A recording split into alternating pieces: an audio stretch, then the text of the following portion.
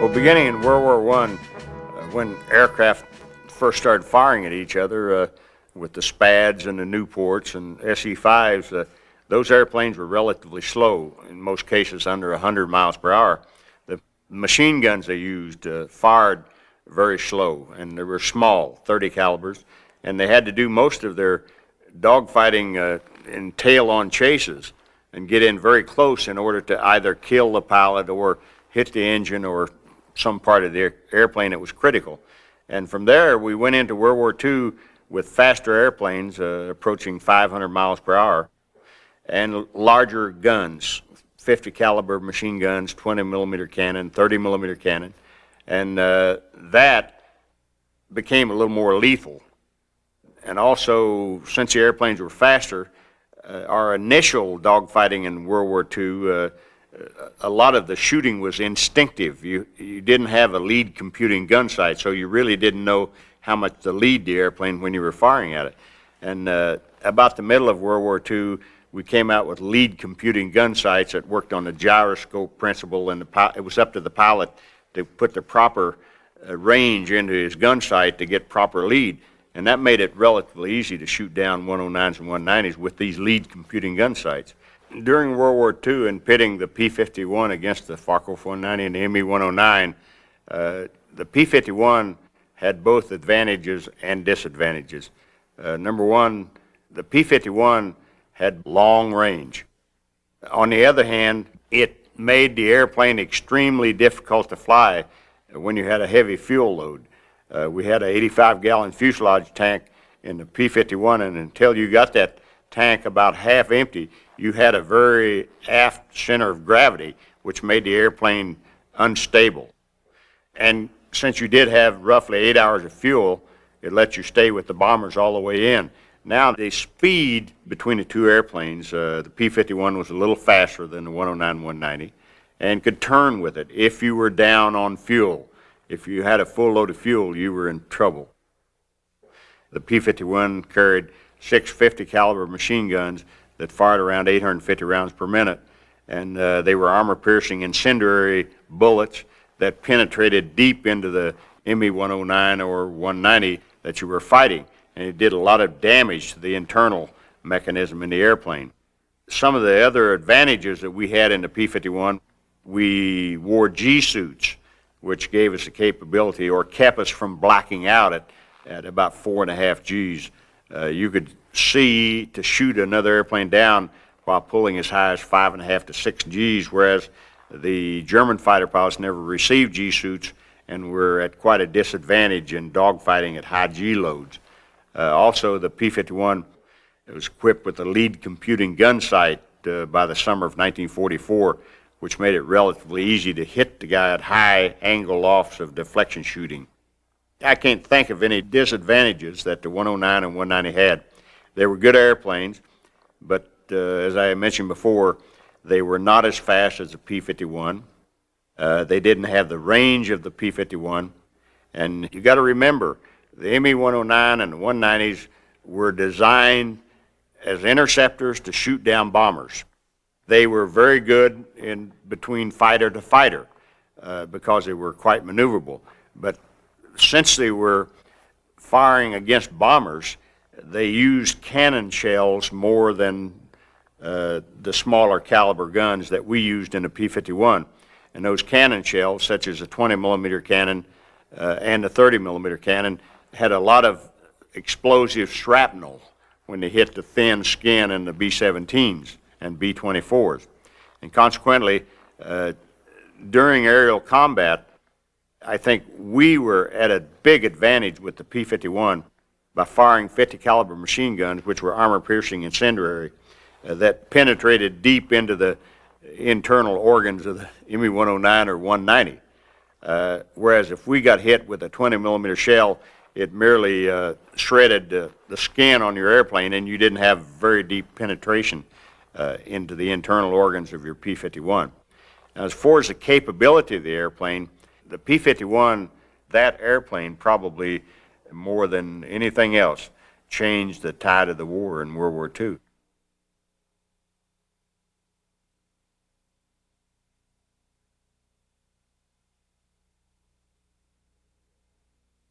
During the Korean War, for the first time we pitted jet against jet, primarily the F-86 Sabre against the MiG-15.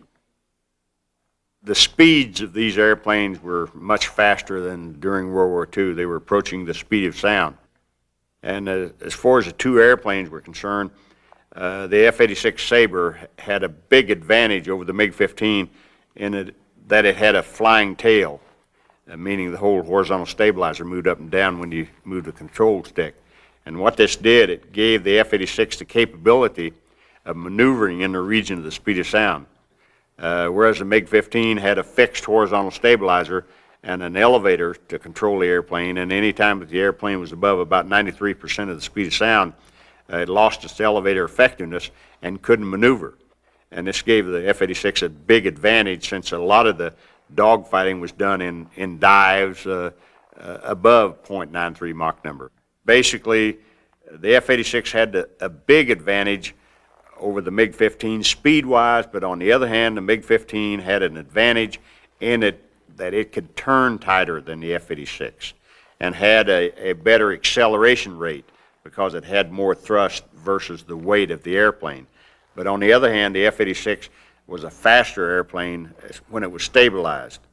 As far as the armament on the airplanes, the F-86 still carried 650 caliber machine guns, and the MiG carried a couple cannon, which had slower cyclic rate of firing than the F-86 had.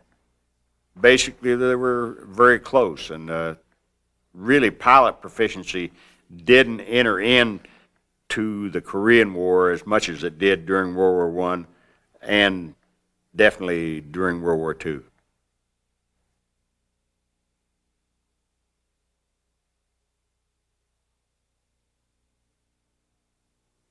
During Vietnam, when we used the F-4 Phantom II and the F-105 against airplanes like the MiG-17, MiG-19, and MiG-21, you have to go back a little bit. After Korea, what we did, we built dual role airplanes, meaning these airplanes were designed for both air-to-ground and air-to-air. And by designing these airplanes with a dual role mission, we handicapped them in both roles, meaning they weren't as good as an airplane that was purely dedicated to air-to-ground, and obviously weren't very good in air-to-air combat because they had a weight disadvantage.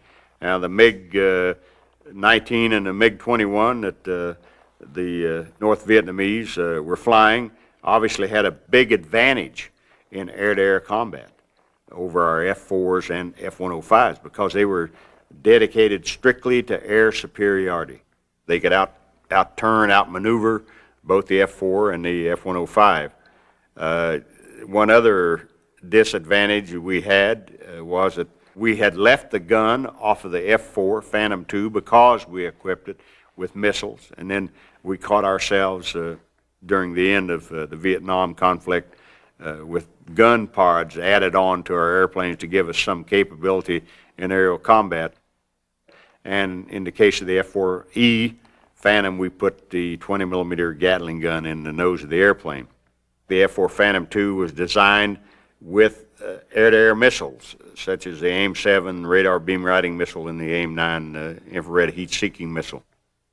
Consequently, during the development of both of those missiles, they operated satisfactorily, meaning you took off and flew them on one mission and fired them. But when we used those missiles in Vietnam, taking those missiles up on many, many sorties to 40,000 feet, 60 below zero, and then bringing them back to in the high humidity of the jungle environment, after many, many missions, these missiles then begin to fail.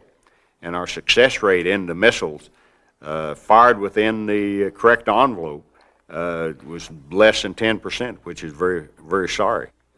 And consequently, another disadvantage that we had, not necessarily in aerial combat, was the capability to deliver a weapon with precision on a target on the ground. Those weapons guidance systems that were designed for the F-4 and the F-105 were designed for nuclear weapons. Whereas if you hit within a mile of where you aimed, it was satisfactory. And when we were restricted to using iron bombs in Vietnam, we didn't have the capability in those airplanes to deliver that iron bomb precisely enough to where it did any damage. And this brought about, of course, then smart weapons, or laser-guided or EWO-guided weapons that we saw used so successfully in Iraq.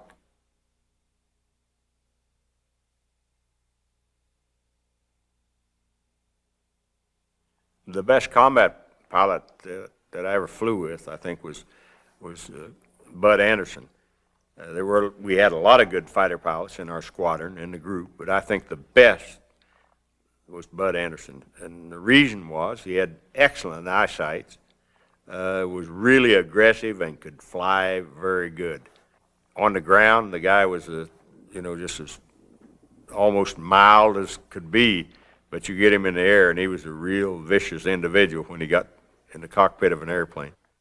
But that eyesight he had was comparable to mine. We could see things many, many miles farther than any of the other pilots in the squadron, and it paid off.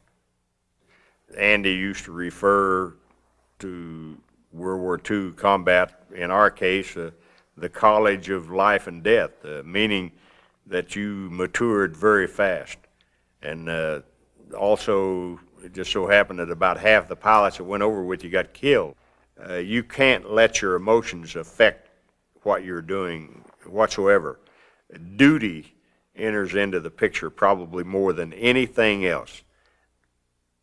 You have to do the job, and you don't let your worry about the outcome enter into it, because any time that you don't have any control over the outcome of something, forget it. You're wasting your time worrying about it or even thinking about it. You better concentrate on what you're doing at that time to stay out of that fatal end that you could think about.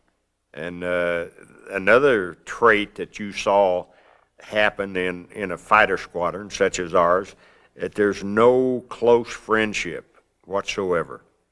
Because if you got close to a guy, he got killed, and it hurt very bad.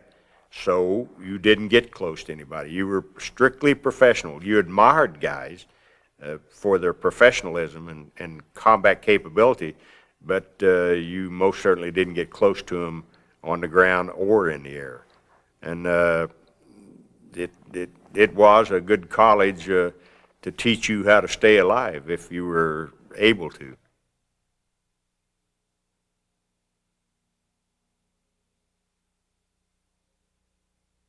The first time I shot down an airplane, obviously, was on my 7th mission. We'd been escorting bombers in the P-51B, some in occupied France. We were getting into Leipzig, Germany, and on March 4th, 1944, we made the first daylight raid on Berlin. The weather was very bad, and I ended up with one other pilot on my wing, and we picked up the box of B-17s that we were supposed to escort, and I really didn't see any other P-51s around, but they were all scattered out. And we took this box of bombers all the way to Berlin, and I'd spotted Me-109s and 190s on a couple of other missions, but we were never able to get to them before they got into clouds or got away from us. And on this particular day, I had a wingman with me, and we were above the bombers, and in fact, we were ranging out in front of the bomber stream. They'd dropped their bombs and were coming back out of the target area, and I spotted a Me-109 down under us, about 5,000 feet, basically going the same direction that we were going. And with the P-51B that I was flying, I had 4 50 caliber guns.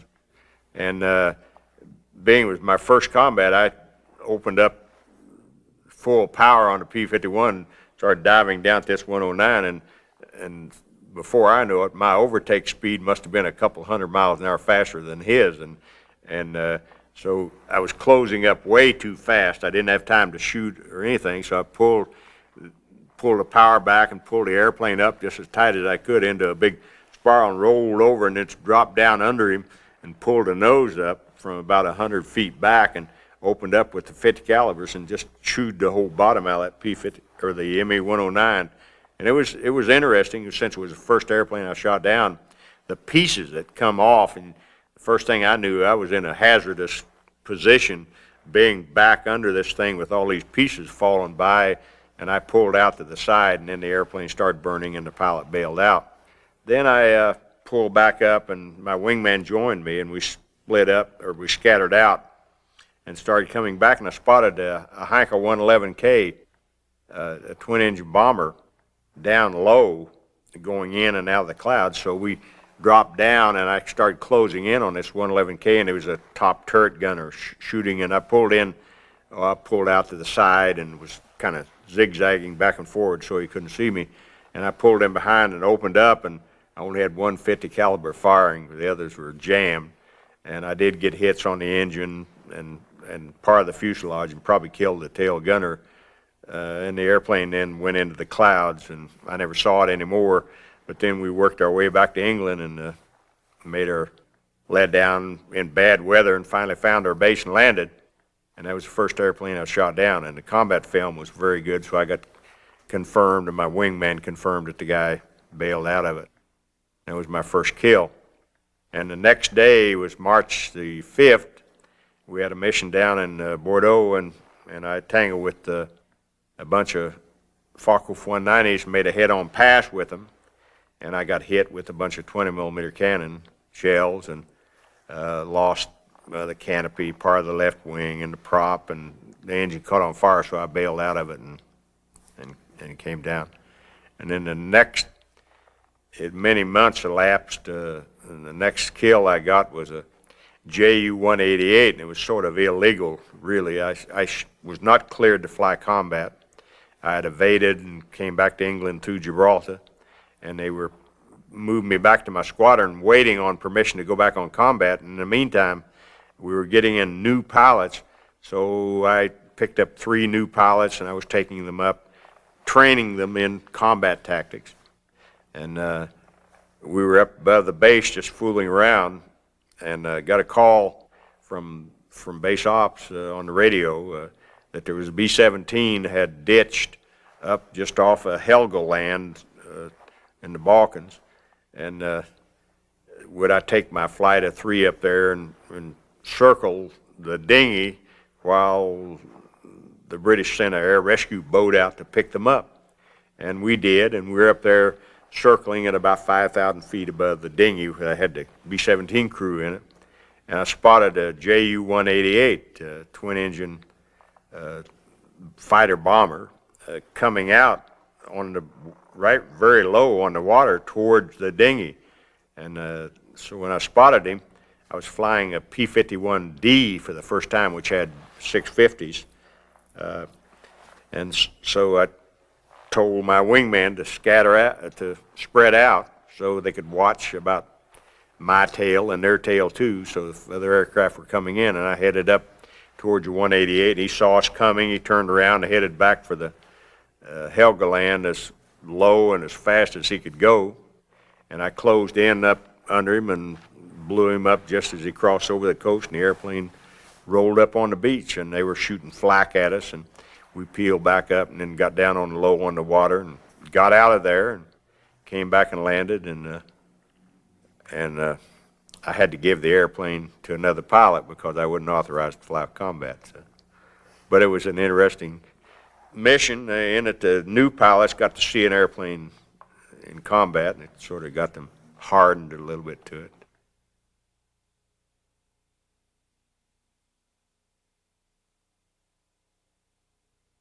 On a particular mission where I got 5 ME-109s in one day, as I was leading the squadron, we had a mission to escort 2 boxes of B-17s. And since there were 3 squadrons in my fighter group, I put one squadron on the lead box and the other squadron on the second box, and then took my squadron of 16 P-51s and ranged out in front of the bomber stream 50 to 75 miles, and it just, normally that's where the German fighter pilots would form up into gaggles, and I spotted 22 ME-109s climbing up at about 21,000 feet. We were sitting up around 30,000 feet. Since we were up sun from them, I don't think they saw us at the time, and I just kept my squadron together and started trailing them and closing up on them. And when we got within a couple hundred yards or firing distance, I opened up on one 109 and hit him, and he broke, and hit another 109 and had a collision with him. And then at that time, when the 109s realized that we were P-51s, they all broke, and we got into a dogfight.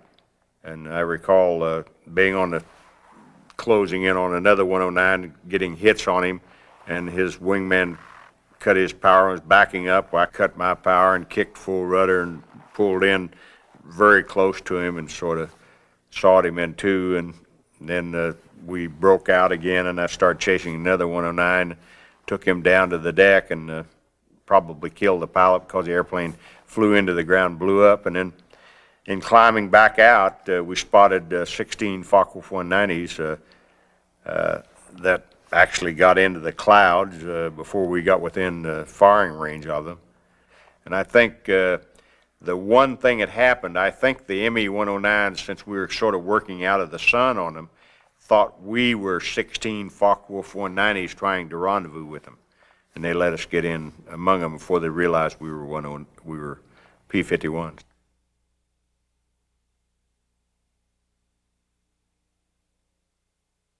One of the most interesting missions that I flew was where I shot down 4 Focke-Wulf 190s. I think the reason was the people that were involved in the mission. Bud Anderson was leading the squadron.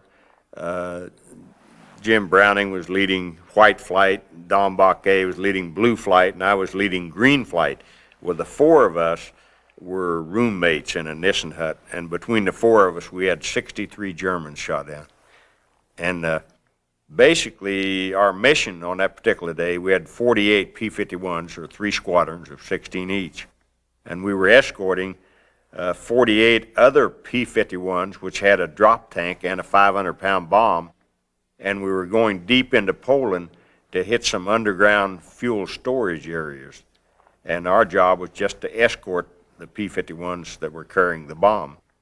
And evidently, we were up around 35,000 feet above the bomb-carrying P-51s at max range cruise, which meant we were slowed down.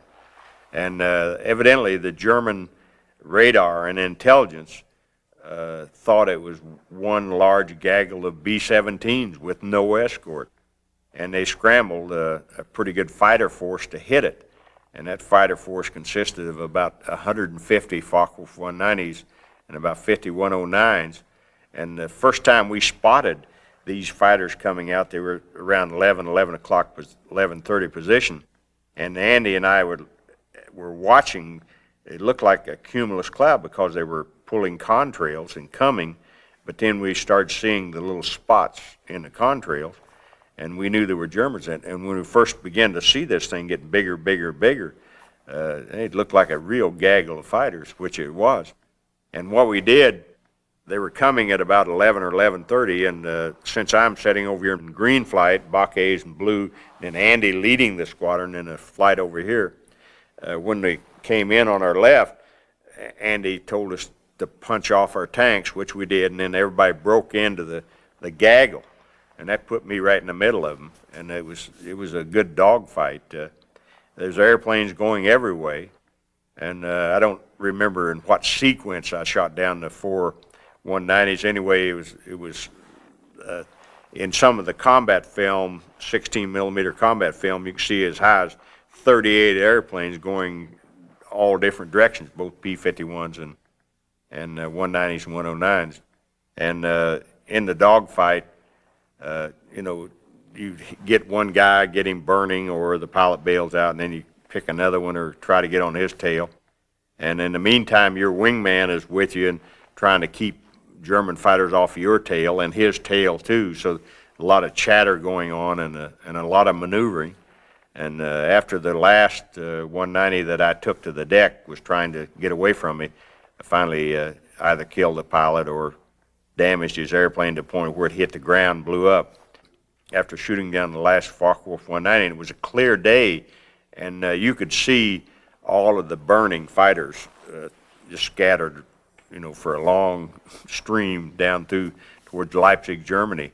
And it was one of the better dogfights. Anyway, I ended up all by myself.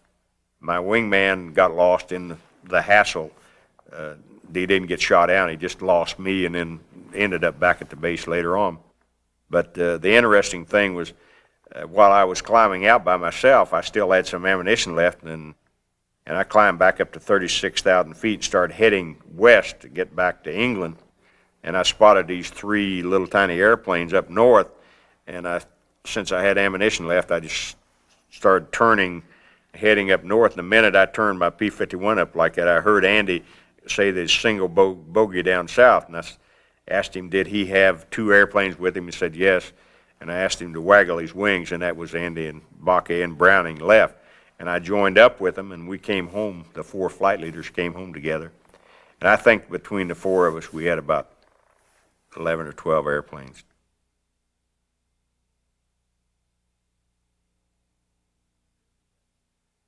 During that period, the fall of 1944,